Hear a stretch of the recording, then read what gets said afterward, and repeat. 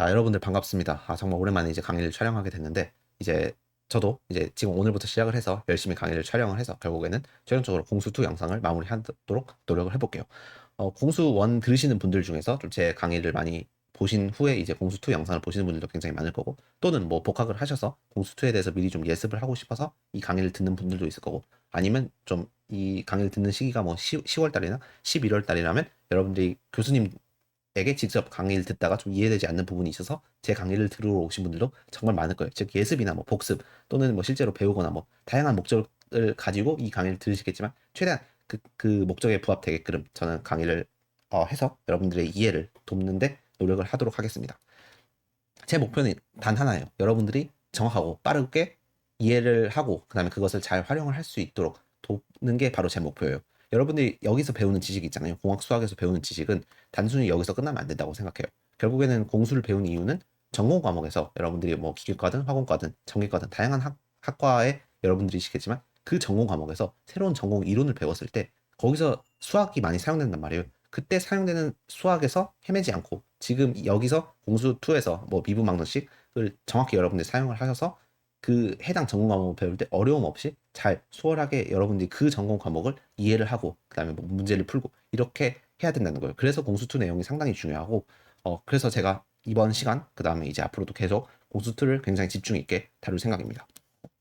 자, 그래서 왜 그럼 공학 수학을 배울까? 공학 수학은 어떻게 구성이 되어 있고 그다음에 제가 가르쳐 드릴 공학 수학은 뭐고 그다음에 여러분들은 거기에 대해서 어떤 것들을 얻어가야 되는지 한번 간단하게 설명을 드릴게요. 일단 공학 수학이라는 것은 기본적으로 여러분들이 공대생으로서 꼭 알아야 되는 수학을 이렇게 모아놓은 그런 단원 또는 책 아니면 그런 학문이라고 여러분들이 생각을 하시면 돼요. 근데 공학 수학에서는 상당히 많은 분야가 있어요. 뭐 행렬도 있고 벡터 미적 분학도 있고 복수 해석학도 있고 상당히 많은데 그 중에서 거의 80%를 차지하는 그 수학의 분야는 뭐냐면 다양한 수학 분야 중에서 바로 미분 방정식이라는 분야가 돼요.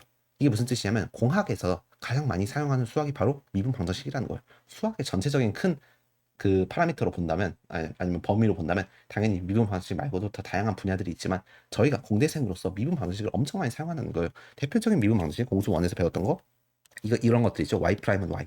미분 방정식의 최종 목적은 뭐다? 제가 항상 강조하죠. y를 구하는 거다. 우리 어떤 함수 구하기, 함수 구하기. 그런데 우리는 바로 함수를 구할 수 없고 우리한테 주어진 문제는 뭐냐면 바로 함수의 어떤 뭐 조건 또는 뭐 관계. 그런데 그 관계가 바로 미분 텀들의 관계라는 거예요. 자, 여기다 적을게요. 미분 텀들의 관계.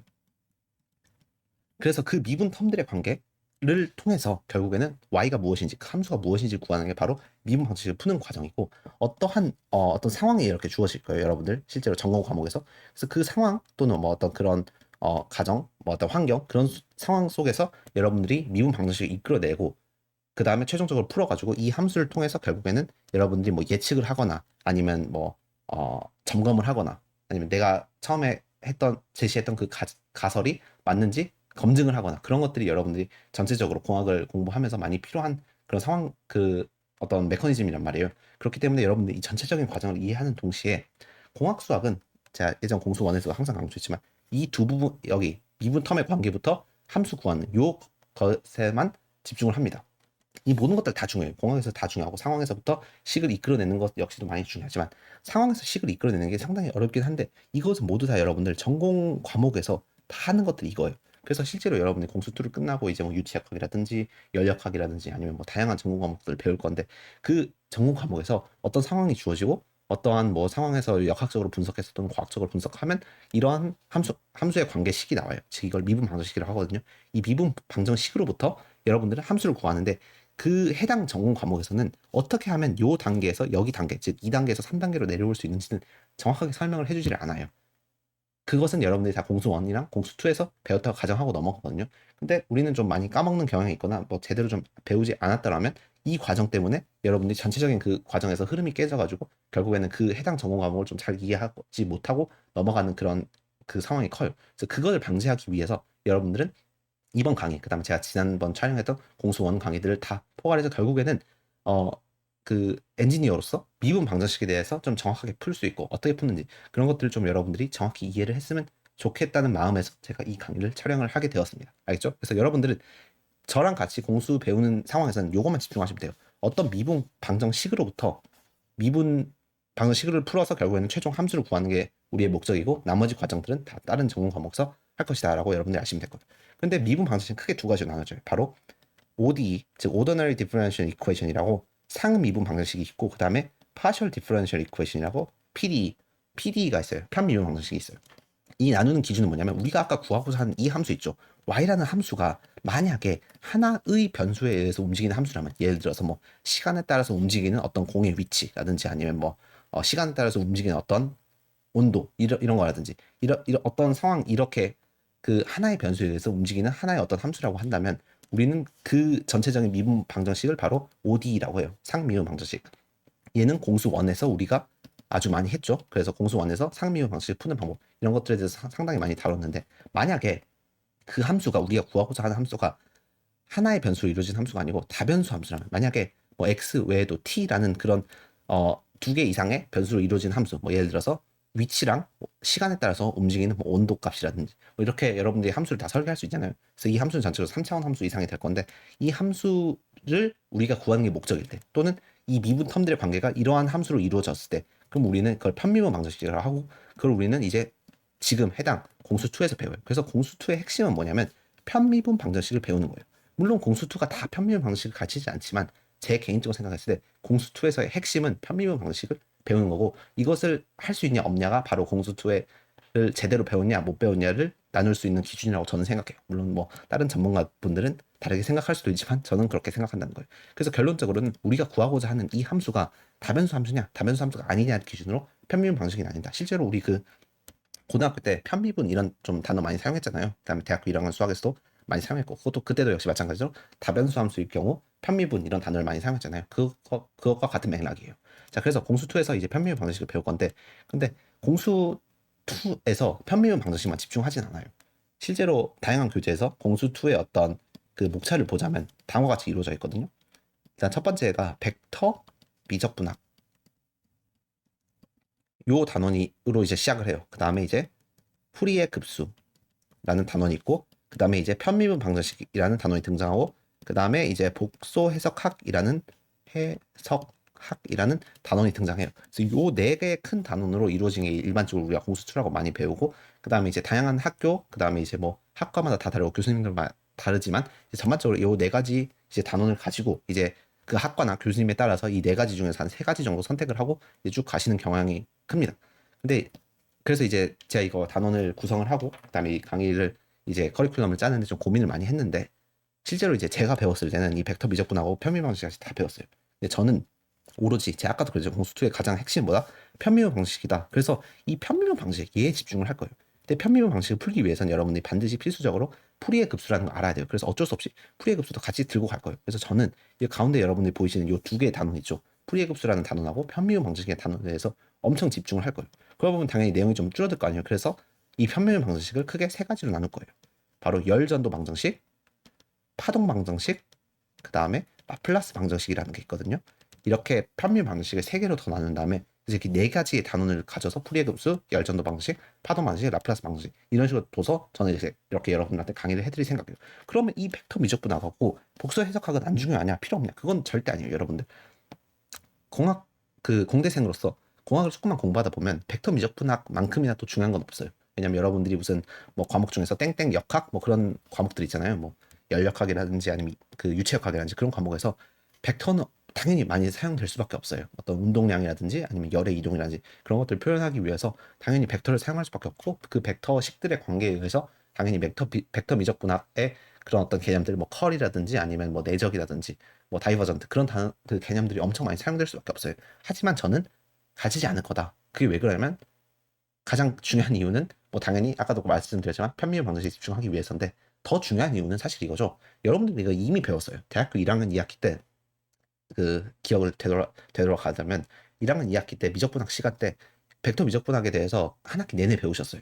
그때도 뭐 당연히 벡터가 무엇인지에 대해서부터 기초부터 시작해서 내적 외적 배우고, 그 다음에 뭐 컬 다이버전트, 그 다음에 이런 것들에 대해서 쭉 하셨잖아요. 그렇기 때문에 여러분 이미 배운 내용을 또 한 번 더 배운다는 건 전 좀 의미 없고 그냥 시간 낭비라고 생각하거든요. 그래서 여러분들 아마 공수 2를 배우는 분들이라면 대부분 다 중간고사 범위로 벡터 미적분학에 들어갈 것이지만, 제가 생각했을 때 그건 좀 적절하지 않다고 생각을 해서 편미분 방식에 집중하고, 저는 벡터 미적분학을 따로 하지 않을 생각입니다. 그래서 여러분들 중에서 벡터 미적분학 공부하면서 좀 궁금한 거나 좀 어려운 게 있으면 예전에 여러분들이 그 1학년 2학기 때 공부하셨던 그 책으로 돌아가셔서 그 책을 보시면 좀 더 잘 이해를 하실 수 있을 거예요. 대부분 내용이 한 95%에서 99%는 일치합니다. 알겠죠? 그다음 복소 해석학. 복소 해석학 역시도 굉장히 중요해요. 하지만 이 복소 해석학은 좀 학과마다 굉장히 달라요. 저는 이제 화공과인데 화공과에서 복소 해석을 많이 이용하지 않아요. 그나마 이용하는 곳이 공정 제어라는 과목에서 이제 제어학을 할 때 이제 좀 사용되긴 하지만 저희가 이제 하는 그 제어는 굉장히 어떤 그 세밀한 제어가 아니고 좀 전체적인 좀 공정의 전체적인 제어를 하는 경향이 커가지고 많은 양의 복소 해석 지식이 필요 없어요. 그냥 고등학교 수준의 복소수 정도의 그런 지식만 있어도 충분히 할 수 있는 정도로 그 커리큘럼이 구성이 돼 있어서 따로 복소 해석학은 화공과에서는 일반적으로 배우지 않습니다. 다른 학과는 정확히 모르겠는데 제가 알기로는 전기과나 그 기계과 중에서 제어를 좀 많이 제어학 있죠. 제어 컨트롤을 좀 많이 하는 그런 학과나 아니면 그런 커리큘럼을 하고 계시는 분들이라면 복소 해석학이 상당히 중요해요. 그래서 아마 교수님들도 복소 해석학을 거의 편미분 방정식 못지않게 많이 집중을 하실 거예요. 근데 이거는 진짜 학과마다 다른 것 같아요. 그 해당 학과에서 뭐 벡터 미적분학을 더 중시하냐, 편미분 방식을 더 중시하냐, 복소 해석학을 더 중시하냐, 그다음에 또 교수님 역시도 어떤 걸 더 중시하냐 이런 것들에 따라서 다 가르치는 것들이 다를 거기 때문에 아니면 또는 그냥 네 가지 다 가르치는 그런 학교도 제가 많이 봤고요.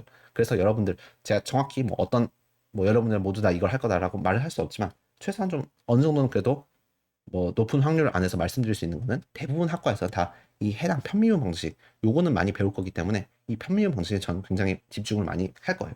그래서 여기 지금 보이시는 목차 역시도 이렇게 아까 말씀드렸듯이 파트 1 풀이의 급수, 파트 2 열전도 방식, 파트 3 파동 방식, 파트 4 라플라스 방식 이런 식으로 구성을 했습니다. 알겠죠? 그래서 여러분들 이 목차를 항상 보시면서 지금 내가 현재 전체적인 그 커리큘럼에서 어디에 위치하고 있는지 그걸 다 파악을 하시고 어떤 관계들을 갖고 있는지 뭐 저번 단원하고 다음 단원하고 어떤 관계에 있는지 그런 것들도 제가 최대한 잘 설명을 드려서 좀 이렇게 큰 그림을 그리는 그런 것들을 잘 키우셔야 돼요.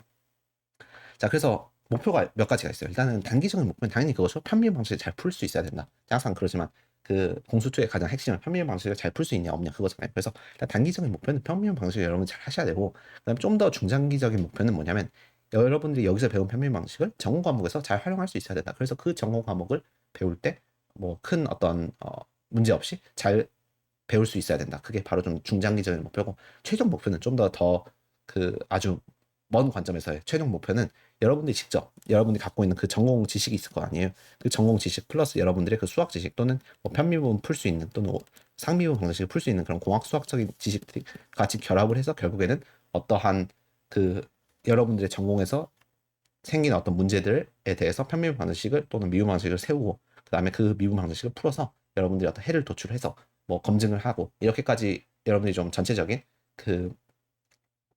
공학적인 그런 과정을 거칠 수 있도록 도움을 주고 싶어요. 그래서 여러분들도 이거를 최종 목표로 삼으셔서 한번 저랑 잘 같이 이렇게 공부를 하시면 될 것 같아요. 모든 강의 자료는 다 제가 G 드라이브에 올려둡니다. 그래서 이렇게 G 드라이브 보시면 여러분들 이렇게 강의 자료를 제가 PDF 파일로 만들어서 올릴 거고 그다음에 여기 날짜가 있는데 이 날짜는 좀 최종 수정일을 제가 여기다 놔두거든요. 계속 업데이트가 될 거예요. 뭐 앞부분도 좀 수정할 거 있으면 바꾸고 뒷부분들도 계속 추가가 될 거기 때문에 여러분들은 그거 좀 참조해 주시면 될 것 같고 강의 시작할 때 왼쪽 위에 항상 이렇게 숫자를 제가 적어 놓을 거예요. 해당 그 해당 강의 자료가 어느 시점에서 최종 수정이 된 건지. 그래서 그걸 여러분들이 잘 보시면서 이제 강의를 잘 들으시면 될 것 같아요. 알겠죠? 자, 그래서 이제 본격적으로 이제 우리가 풀이의 급수를 들어갈 거예요. 근데 아까 제가 그랬죠? 좀 여기 설명을 좀 덧붙이자면 자, 결국 우리 최종 목적은 이거잖아요. 편미분 방정식을 풀기 위해서 우리는 뭐다? 풀이의 급수라는 걸 배운다.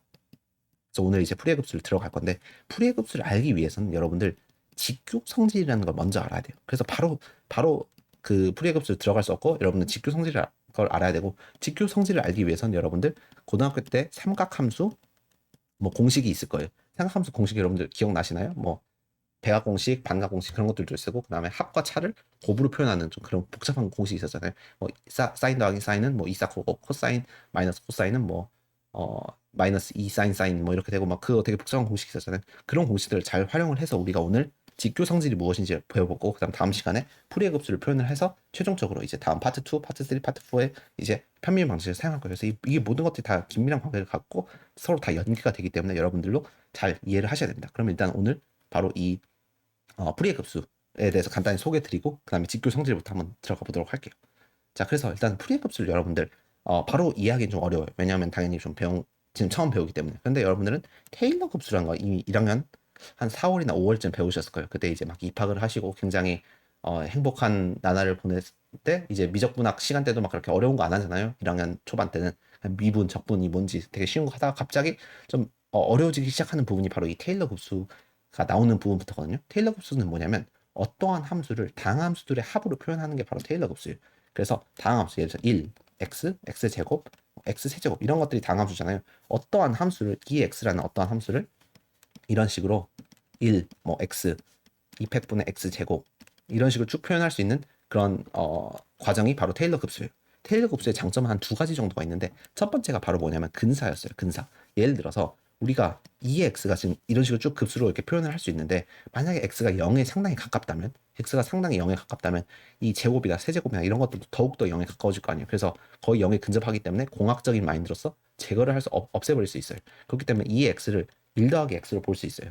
언제 이게 x가 상당히 0에 가깝다 또는 근사를 한다면 비슷한 맥락으로 sin x를 우리가 x로 볼 수 있는 근거가 바로 여기에 있는 거예요. 만약에 제가 수학과 친구한테 야 sin x는 x랑 같아라고 한다면 진짜 싸대기 한 대 세게 맞을 수도 있어요. 왜냐하면 이게 수학과하고 그 공대생하고의 가장 큰 차이가 뭐냐면 sin x를 x로 볼 수 있냐 없냐라고 전 생각하거든요. 왜냐하면 엄밀한 그 수학적인 입장에서는 당연히 sin x랑 x랑 다르죠.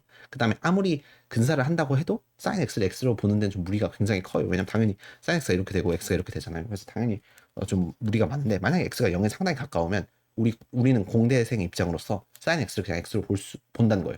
그러니까 만약에 sin x를 x로 봤을 때 더 그 풀이 과정이라든지 아니면 전체적인 과정에서 더 편하고 그다음에 오차가 뭐 그렇게 크지가 않다면 크지 않다고 판단된다면 그냥 sin x를 x를 볼 수 있다는 근거가 생긴 거예요. 그래서 우리가 그 물리학 시간에서 그 진자 운동할 때 sin x를 x로 치환하는 경향이 많이 있거든요. 그런 식으로 미분 방식을 풀 수도 있습니다. 어쨌든 근사가 있고 두 번째는 뭐냐면 바로 적분 계산을 하기가 좀 더 편해요. 예를 들어서 제가 여러분들한테 인테그랄 2의 x제곱 0부터 1까지 이걸 해보라고 한번 해볼게요. 이거 한번 멈추고 해보세요. 아마 하실 수 없을 거예요. 왜냐하면 현재까지 나와 있는 수학적인 기법으로서 사람이 손으로 해당 정적분 문제는 풀 수 없거든요. 왜냐하면 안에 있는 2의 x제곱이 우리가 그 부정적분의 결과를 몰라요. 그다음에 구할 수 있는 방법도 현재까지 알려져 있지 않고요.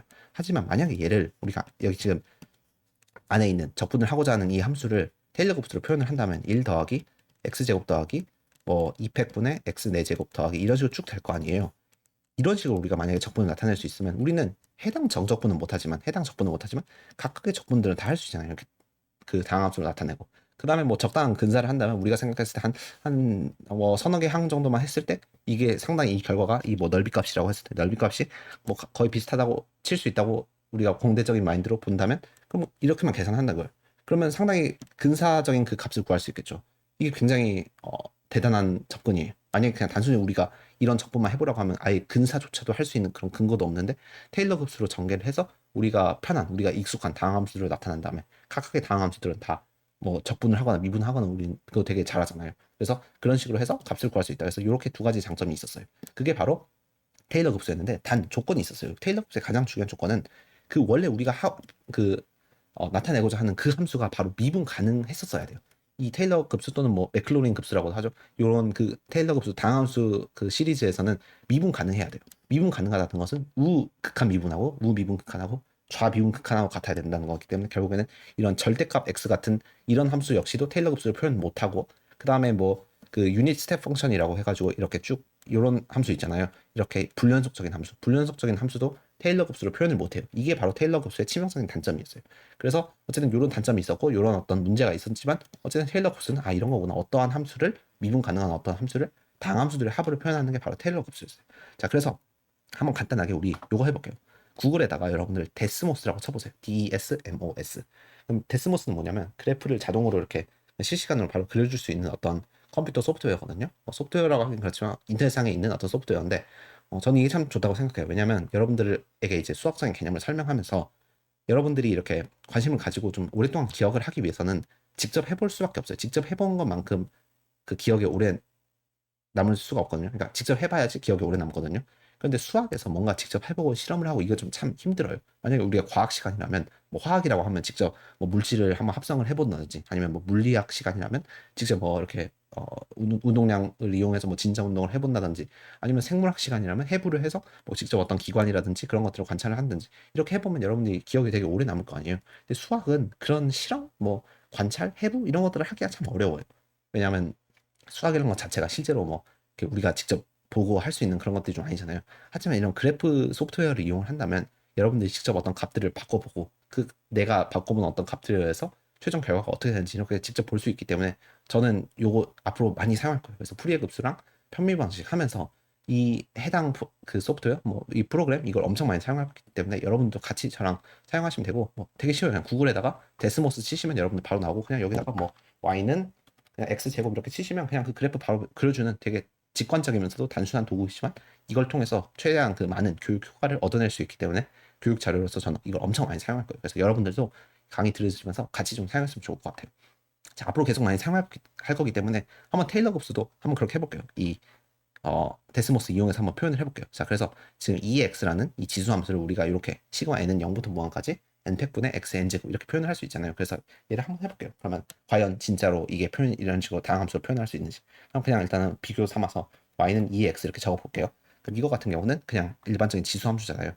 지수 함수 이제 밑에다가 이제 우리가 복수를 해볼 거 y는 이제 시그마 할 건데 시그마는 어떻게 하냐면 sum sum이라고 쳐보세요. sum 그러면 sum 치면 이렇게 나올 거고 그 다음에 하한 범위 n은 0부터 이제 상한 범위를 정해줘야 되는데 컴퓨터에서는 컴퓨터 그래프 그리는 도구나 이런 것들 연산에서는 극한 개념을 할 수가 없어요. 왜냐하면 극한이라는 개념은 약간 어찌 보면 수학자들이 만들어낸 약속이기도 하고 실제로 컴퓨터 세상에서 뭔가 무한만큼 무수히 많이 더해라? 아무리 수렴을 한다고 해도 무수히 많이 더해라? 이거를 좀 명령을 내릴 수는 없거든요. 컴퓨터는 언제 멈출지를 몰라요. 우리 사람 같은 경우는 대략적으로 1로 수렴하면 아 오케이 1이다 이렇게 할 수 있지만 컴퓨터는 그런 게 아니잖아요. 그냥 하라고 하면 끝없이 계속 한단 말이에요. 컴퓨터는. 그래서 상한 범위를 정확히 정해줘야 돼요. 그래서 저는 일단 한 10이라고 할게요. 10. 0, n은 0부터 10까지. 그 다음에 저걸 적어주시면 돼요. 그래서 먼저 분수를 표현해 주시고 분수 이거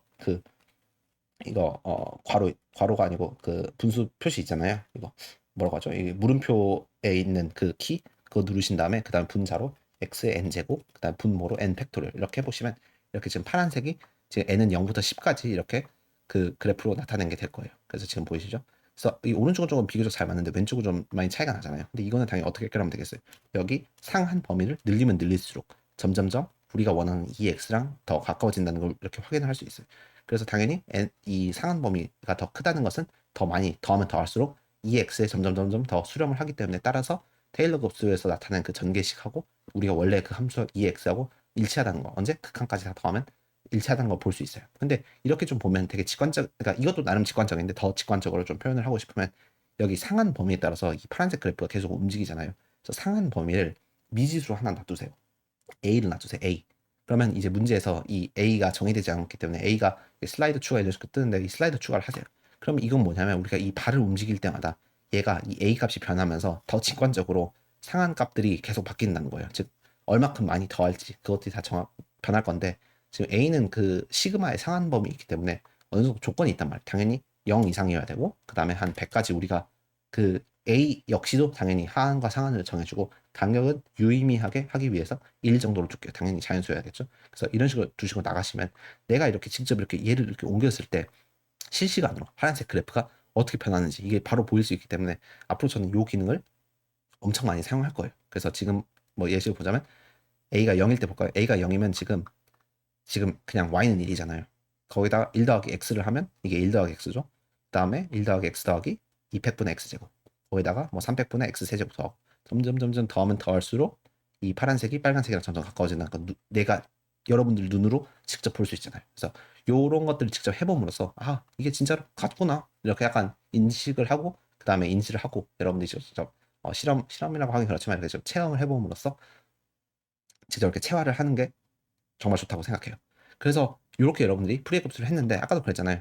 오케이 이런 식으로 그 어떤 함수를 미분 가능한 함수를 다항함수로 전개를 할 수 있는 어떤 장점이 있는데 그러면 프리의 급수는 뭐냐? 프리의 급수는 다항함수가 아니고 이제 삼각함수 즉 이를 포함해서 뭐 코사인 x, 뭐 코사인 EX, 코사인 글씨가 좀 안 예쁘네요. 자 코사인 x, 코사인 EX, 코사인 3x 뭐 이런 것들 코사인 함수들이 있을 거고 또 사인 함수들도 있을 수 있어요. 사인 3x 이런 식으로 뚜루룩 있을 거 아니에요. 그냥 1도 포함해서. 그래서 요런 것들로 이제 사인과 코사인의 합으로 어떠한 함수를 나타내는 게 바로 풀이의 급수예요. 그래서 그냥 한번 일단 먼저 여러분들 풀이의 급수가 뭔지도 모르겠고 뭐 풀이의 급수를 앞으로 제가 계속 설명을 해 드릴 건데 일단 먼저 해보자는 거예요. 한번 과연 여기 지금 보이시는 요 예시 보이시죠? 요 예시처럼 과연 x라는 그 어떠한 함수가 y는 x는 여러분들 그냥 이렇게 직선일 거 아니에요. 45도 각도로 가는 직선일 텐데 얘를 우리가 이런 식으로 표현을 할 수 있냐 이걸 한번 볼게요. 근데 풀이의 급수는 미리 좀 그 귀뜸을 드리자면 어떤 범위가 있어요. 그래서 그 범위를 좀 생각을 하시면서 한번 얘를 직접 표현을 해볼게요. 자, 그래서 다시 그래프로 와가지고 얘를 한번 해볼게요. 일단 다 지워보고 자, 한번 얘를 해볼게요. 자, y는 자 시그마 썸 해주시고 그 다음에 n은 1부터 그 다음에 a라고 할게요. 어차피 저 상한 범위는 계속 바뀌기 때문에 그 다음에 분자에 마이너스 2, 마이너스 1에 n제곱 그 다음에 분모는 n 그 다음에 여기 사인 nx 이렇게 있죠. 그 다음에 슬라이더 요거 클릭을 해주셔서 a는 한 뭐 1부터 얘는 범위 1부터요. 1부터 한 100까지 간격은 1 이런 식으로 해볼게요. 자, 그 다음에 지금 보시면 자 이건 지금 1일 때고 자 이거 간격을 이렇게 늘려볼게요. 신기하잖아요. 늘리면 늘릴수록 y는 x에 상당히 근접하다는 거 볼 수 있으면 동시에 또 엄밀히 y는 x 아니에요. 뭔가 이렇게 좀 반복되는 그런 느낌이잖아요. 그래서 여러분들 여기서 좀 동시에 여러 가지들을 깨달아야 돼요. 일단은 설정을 좀 바꿔볼게요. 여기 그래프 설정 클릭하셔서 간격을 파이로 바꾸세요. pi라고 적어주시면 됩니다. 파이로 다 바꾸시면 얘가 이렇게 마이너스 파이부터 파이까지의 간격이라는 걸 알 수 있어요. 자, 그래서 여기서 좀 여러분들이 좀 미리 앞으로 이제 직교 성질 하고 그 다음에 풀이의 급수 하고 표면 방식 하면서 계속 아셔야 되는 게 풀이의 급수는 이런 식으로 어떤 그 구간에서만 표현을 할 수 있어요. 그다음 그 구간 외의 범위에서는 해당 구간을 계속 이렇게 반복하는 그런 특성이 있어요. 그래서 아까 그 지수 함수를 테일러 곱수로 표현했을 때랑 좀 다르죠. 그때는 그냥 그게 그대로 일치했잖아요. 근데 여기는 y는 x랑 일치해요. 제가 y는 x 이렇게 그려보면 빨간색으로 이 부분까지는 정확히 일치해요. 마이너스 파이부터 파이까지는 당연히 이 a 값이 키우면 키울수록 일치한 그 정도가 점점점 일치해서 극한으로 보낸다면 당연히 일치하긴 하지만 이 외의 범위 마이너스 파이 아래보다 또는 파이보다 더 큰 범위에서는 해당이 마이너스 파이부터 파이까지의 이 그 풀이의 급수들이 계속 반복되는 그런 주기성을 가진다는 걸 여러분들이 알 수 있어요. 또한 이게 대칭이에요. 대칭 범위예요. 무조건 대칭 범위입니다. 풀이의 급수는. 그래서 제가 풀이의 급수 하면서 더욱더 자세히 설명드릴 건데 지금은 그냥 들어가기 앞서서 그냥 해보는 거기 때문에 여러분들 요것만 그냥 기억하시고 갈게요. 나중에 더욱더 자세히 제가 다룰 거지만 풀이의 급수는 대칭 범위가 있다. 대칭 범위 때문에 그 대칭 범위 외의 범위에서는 다 주기적인 성질이 생겨서 결국에는 계속 주기적으로 반복하다. 하지만 결국 우리 핵심 뭐예요? 우리 관심사는 이거잖아요. 해당 범위잖아요. 그 해당 대칭 범위 내에서는 이렇게 잘 y는 x랑 잘 들어맞는다는 걸 여러분이 볼 수 있어요. 그래서 우리는 앞으로 이 풀이의 급수를 과목을 공부하면서 어떻게 하면 요 개수들을 구할 수 있는지, 어떻게 하면 해당 그 함수랑 더 맞게 할 수 있는지, 2, 마이너스 1, 3분의 2 이런 값들을 어떻게 구할 수 있는지 그런 것들에 대해서 더 깊이 있게 공부를 할 거예요. 어쨌든 지금 그냥 처음 시작이니까 이거구나. 풀이의 급수가 이런 느낌이구나. 어떠한 함수를 삼각함수의 합으로 표현하는 게 풀이의 급수의 목적이구나를 여러분들이 이해해 주시면 그 정도로 충분합니다. 알겠죠? 자, 그 다음에 이제 그럼 본격적으로 직교 성질에 대해서 한번 들어갈게요. 왜냐하면 이 풀이의 급수를 여러분들이 정확히 이해하기 위해서는 제가 직교 성질에 대해서 여러분들이 좀 이해가 필요하다고 했어요. 우리는 좀 익숙한 것부터 먼저 적어보자면 1, 뭐 코사인 x, 코사인 2x 글씨가 조금 1, 코사인 x, 코사인 2x 뭐 이런 것들이 좀 우리한테 익숙하잖아요. 그 다음에 사인 x, 사인 2x 뭐 이런 것도 익숙하잖아요. 근데 이런 거 이렇게 설정을 해버리면 그 풀이의 급수에서 이런 식으로 그냥 설정을 해버리면 좀 제약 조건이 커요. 왜냐하면 코사인 함수만 제가 그려본다면 여기 이렇게 파이부터 마이너스 파이까지 이렇게 그린다고 했을 때 그다음에 여기 2파이가 됐으니까 이런 식이 될 거 아니에요. 자, 그래서 그냥 여기까지 지우면 이런 식이 됐죠. 이게 코사인 함수죠. 이런 식으로 코사인 함수가 될 거고 그다음 사인 함수는 이런 식이 될 거 아니에요. 이런 식으로. 자, 그림 다시 그려볼게요. 이게 사인 함수, 사인 함수, 코사인 함수 이런 식으로 주기가 2파이가 될 거예요. 그냥 단순히 사인 x랑 코사인 x. 제가 하고 싶은 말은 뭐냐면 이런 식으로 여러분들이 그냥 어떤 기저 시스템들을 설정을 해버린다면 주기가 고정이 돼버린다는 거예요. 왜냐하면 여기 지금 보이신 이 사인 x랑 코사인 x 때문에 물론 이 주기들은 그거보다 더 작긴 하지만 기본 주기가 다 2파이 주기가 된다는 거예요. 언제? 마이너스 파이부터 파이까지. 주기라고 하면 우리 기본적으로 사인 네모 x라고 했을 때 그 네모를 네모분의 2파이 한 게 바로 주기가 되는 거죠. 그래서 여기는 지금 1이기 때문에 1분의 2파이에서 그냥 2파이가 된 거죠. 이게 주기잖아요. 근데 우리는 그 주기를 마이너스 L부터 L로 바꿔주고 싶어요. 나중에 우리가 이 아까 제가 그랬잖아요. 이 풀이의 급수에서 여러분들 방금 하셨듯이 그 조건이 좀 되게 까다롭잖아요. 그러니까 이런 일반적인 조건은 좀 괜찮은데 해당 그 범위에서만 여러분이 풀이의 급수를 표현할 수 있잖아요. 그런데 이 범위는 그나마 여러분이 상황에 따라서 늘리고 싶거나 줄이고 싶을 때가 굉장히 많은 거 아니에요. 나는 지금은 마이너스 파이부터 파이까지 y는 x를 풀이의 급수로 표현하고 싶으면 어쩔 때는 그 마이너스 2파이부터 2파이까지 표현하고 싶을 때가 있을 수 있잖아요. 근데 그러면 지금 못 하잖아요. 만약에 내가 그 주기가 고정돼 있으면 지금처럼 이렇게 2파이로 마이너스 파이부터 파이까지 주기가 고정돼 있으면 못 하잖아요. 그래서 어떻게 할 거냐면 우리가 이 주기를 바꿔줄 거예요. 그래서 일반화해서 마이너스 L부터 L까지 우리가 즉 EL이라는 EL만큼의 주기를 우리가 앞으로 바꿔주고 싶다는 거예요. 그러면 얘가 주기가 EL이 되기 위해서 이 사인하고 코사인에 첫 번째 여기에 들어와야 될 건 뭐냐면 네모분의 그러면 2파이가 지금 EL이 돼야 되잖아요. 그러면 이걸 통해서 결국엔 네모는 뭐예요? 네모는 L분의 파이가 되는 거죠. 그래서 결국엔 제가 하고 싶은 말은 뭐냐면 그냥 단순히 이렇게만 하면 코사인 EX, 사인 X 하면 보기에 편해요. 우리 고등학교 때부터 계속 이렇게 해왔기 때문에. 그런데 주기가 2파이로 고정이 돼버려요. 그렇기 때문에 그럼 우리 아까 그게 안 좋다고 했잖아요. 그래서 우리는 주기를 마음대로 우리가 L이라는 변수를 이용해서 EL로 표현해주기 위해서 우리는 어떻게 할 거냐면 코사인 L분의 파이 X 이렇게 L분의 파이 X 그 다음에 코사인 L분의 2파이 X 그 다음에 코사인 L분의 3파이 X 이런 식으로 나타낸다는 거예요. 그 다음에 사인 역시도 마찬가지로 사인 L분의 파이 X 사인 L분의 2파이 X 이런 식으로 뚜루룩 나타낸다는 거예요. 그래서 앞으로 기존 시스템들은 다 이런 식으로 L분의 파이 X, L분의 2파이 X, 뭐 L분의 파이 X, L분의 2파이 X 이런 식으로 쭉 진행이 됐고요. 더 일반화하면 L분의 N 파이 X죠. 뭐 사인이든 코사인이든. 사인 L분의 N 파이 X, 코사인 L분의 N 파이 X는 앞으로 직교관계, 그 다음에 직교관계에서도 엄청 많이 사용할 거고, 그 다음에 또 풀이의 급수, 그 다음에 편미 방식 모두에서도 많이 사용할 거기 때문에 그냥 입에 닳도록 많이 여러분들이 좀 익숙해졌으면 좋을 것 같아요. 자, 그래서 제가 여기다 적어놨죠. 이렇게 쓰면 마이너스 8부터 파이고 이렇게 쓰면 마이너스 L부터 L까지 좀 더 일반화를 할 수 있다. 그래서 앞으로 우리는 계속 이렇게 진행할 거예요. 자, 그럼 이제 본격적으로 다시 본론으로 와가지고 그럼 직교 성질은 뭐냐? 직교 성질은 뭐냐면 아까 여기 범위 있죠? 확대를 해볼게요. 여기서 여러분들 요 집합에서 지금 이 무한 집합일 거 아니에요? 요 집합에서 임의로 두 개를 가져와요. 임의로 서로 다른 거 두 개를 가져왔을 때 서로 다른 거 두 개를 가져와요. 그냥 그 첫 번째랑 두 번째 순서도 상관없어요. 그 다음에 마이너스 L부터 L까지 첫 번째 거 여기다 가져오고 그 다음에 두 번째 거 여기다 가져온 다음에 서로 곱한 다음에 그 다음에 그거를 적분을 하잖아요. 그러면 무조건 0이 된다. 숫자 0이 된다. 그게 바로 직교 성질이에요. 직교 성질. 뭐 엄밀히 말하면 삼각함수의 직교 성질이라고 표현을 하죠.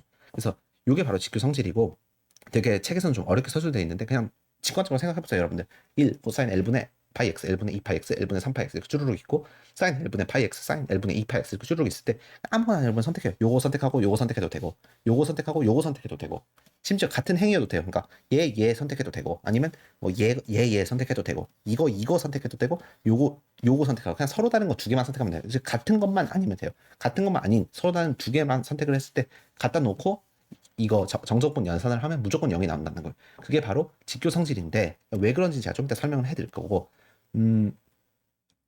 일단 여러분들 이게 왜 직교라는 단어를 사용하냐면 이게 수직하고 전혀 상관이 없어요. 수직이랑은 전혀 상관없고 우리가 벡터 학문에서 A랑 B를 내적하면 0이 나오잖아요. 그때 우리는 A랑 B가 서로 수직한다 하잖아요. 이거는 실제로 맞거든요. 서로 A 벡터랑 B 벡터가 수직하는 필요 충분 조건이 바로 그 해당 조건이거든요. 내적의 결과가 0일 때.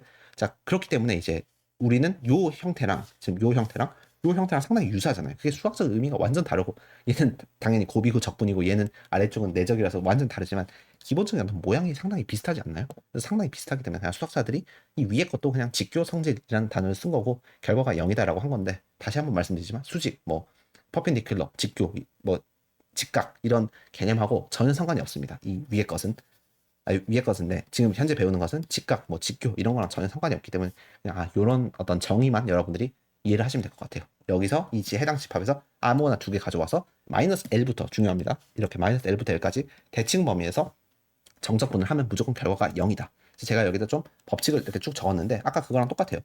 내가 여기 코사인, 사인 아무거나 가져와도 무조건 0이다. 그다음에 코사인 가져와도 0이다. 사인 가져와도 0이다. 그게 바로 법칙 1, 법칙 2, 법칙 3이에요.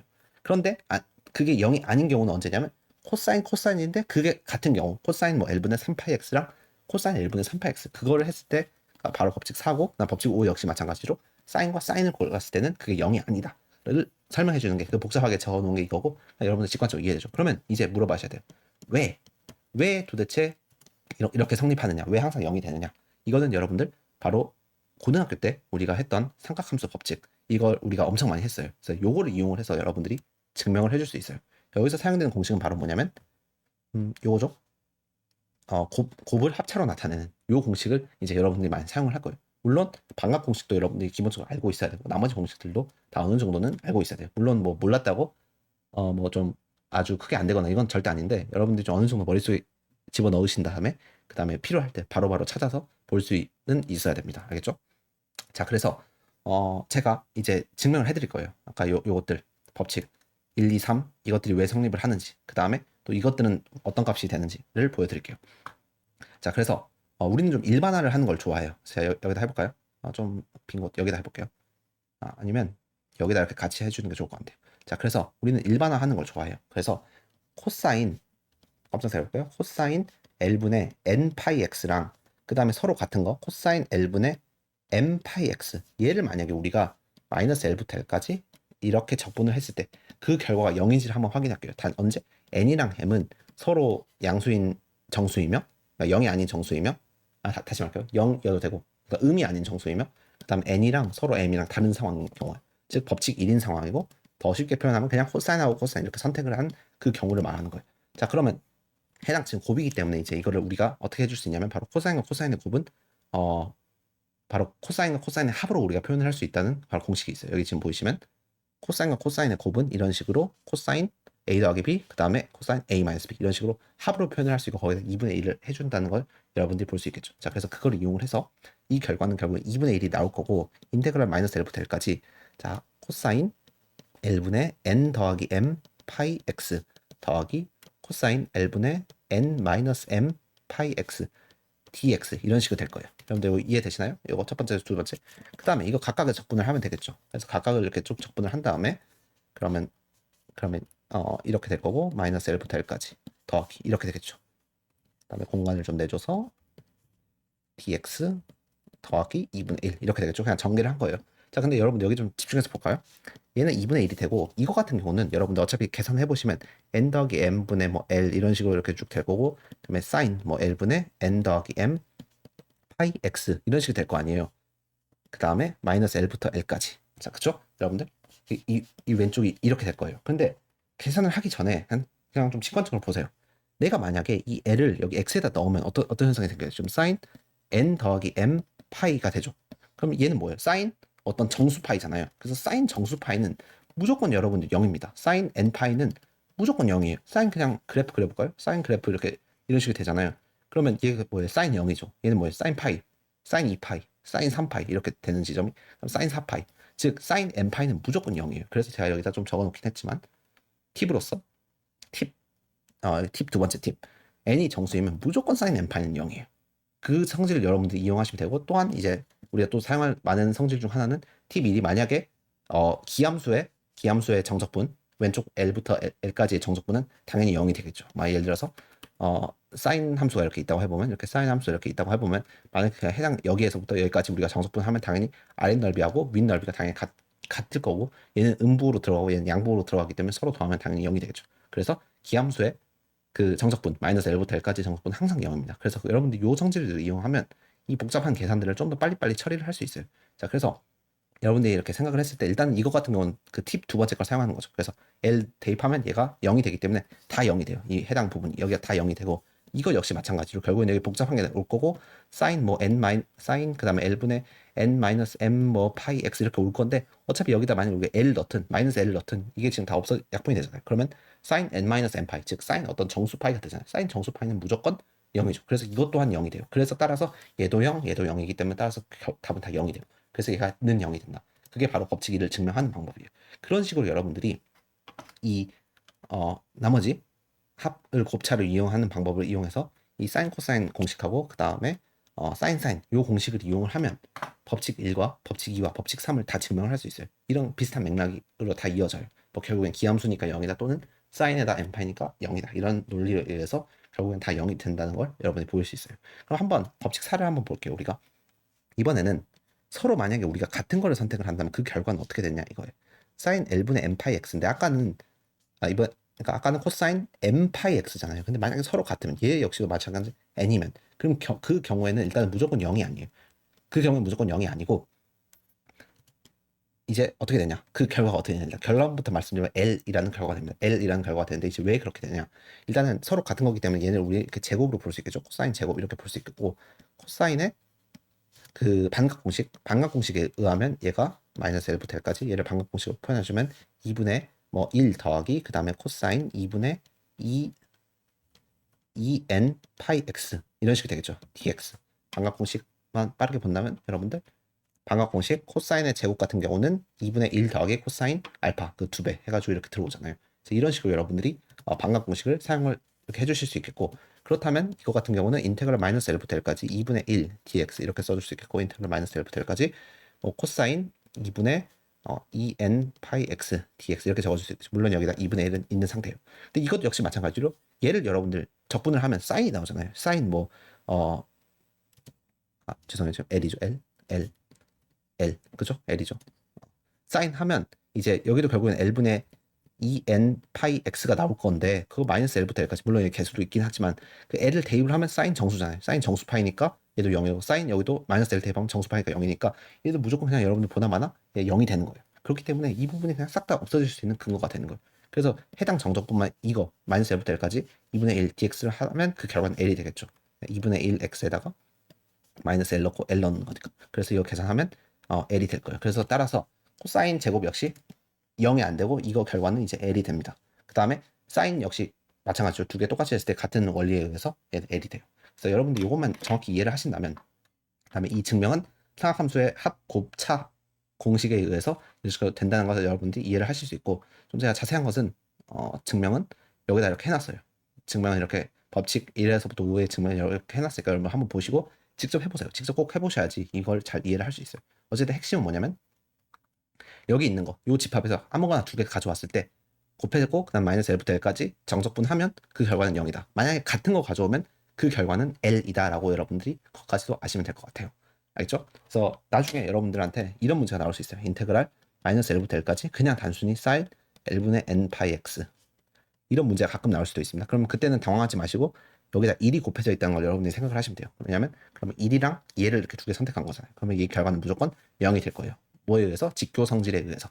이건 여러분들이 기본적으로 잘 알고 있어야 되고 이 마이너스 L이랑 L이 아니면 성립이 안 되는 경우가 종종 있어요. 그러니까 무조건 여기가 마이너스 L이고 L인지까지도 여러분들이 잘 확인을 해주셔야 됩니다. 알겠죠? 그래서 그런 식으로 여러분들이 직교 성질을 증명을 하시면 돼요. 그래서 좀 제가 설명을 좀 덜 드린 부분까지 이제 좀 더 포함하고 이제 마무리하자면 팁이 몇 가지가 더 있어요. 이제 이거 같은 경우는 앞으로 계속 우리가 프리급 하면서도 많이 사용할 건데 뭐 당연한 이야기긴 하지만 하도 우리가 너무나 많이 사용하고 있기 때문에 좀 더 이제 집중을 해서 들어갈게요. 자, 그래서 여기서 말하고자 하는 건 뭐냐면 아까 우리가 sin n파이는 무조건 0이잖아요. 적어놓을게요. sin n파이는 n이 정수이면 무조건 0이에요. 그러면 코사인 n파이는 뭐냐? 이거는 무조건 마이너스 1의 n제곱이고 여러분들은 앞으로 기억하세요. 별표 정말 중요한 거예요. 코사인 n파이 눈에 보이잖아요. 무조건 마이너스 1의 n제곱으로 쓰고 보세요. 일단 그거는 손해가 없어요.